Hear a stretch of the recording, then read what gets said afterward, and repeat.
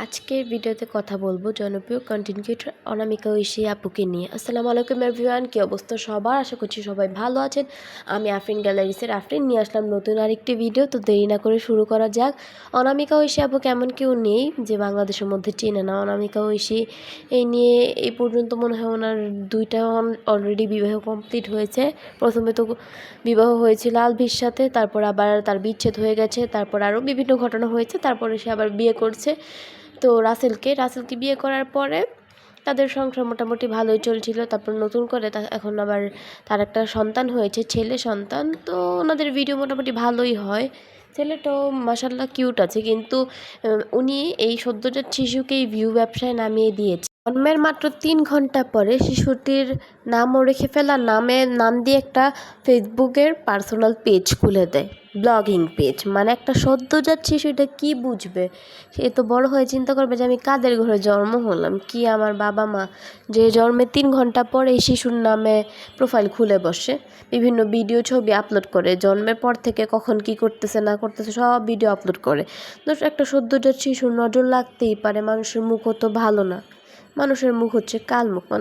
তো আমরা সদ্যজাত শিশুকে যতটুকু চেষ্টা করি যে ঘরের মানুষ ব্যতীত বাইরের মানুষকে তেমন একটা না দেখানো, কারণ নজর বলেও একটা কথা আছে। কিন্তু ওনারা হচ্ছে ব্লগার ফ্যামিলি, ওনাদের বাচ্চাদের ছবি ভিডিও আপলোড করলে শত শত ভিউ হবে, মিলিয়ন মিলিয়ন ভিউ হবে, টাকা পাবে। তো টাকার জন্য মানুষ কত নিচে নামতে পারে।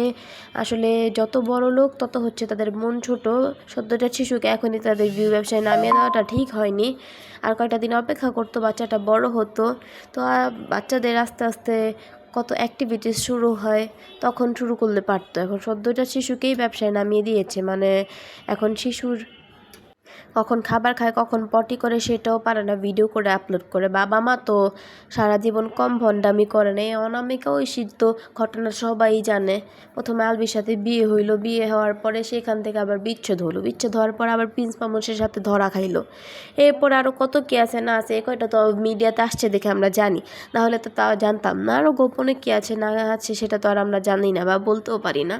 তো তোমরা যা করছো করছো, সদ্যজাত শিশুকে তোমাদের কখনোই মিডিয়ার সামনে এত অল্প বয়সে আনা উচিত হয় নাই। আর মানুষ একটা দুইটা ছবি আপলোড করে জন্মের পর, যে আমাদের আলহামদুলিল্লাহ আমরা সন্তানের বাবা মা হয়েছি। তো ওনারা জন্মের 3 ঘন্টা পরেই বাচ্চাকে পার্সোনাল প্রোফাইল খুলে দেয়।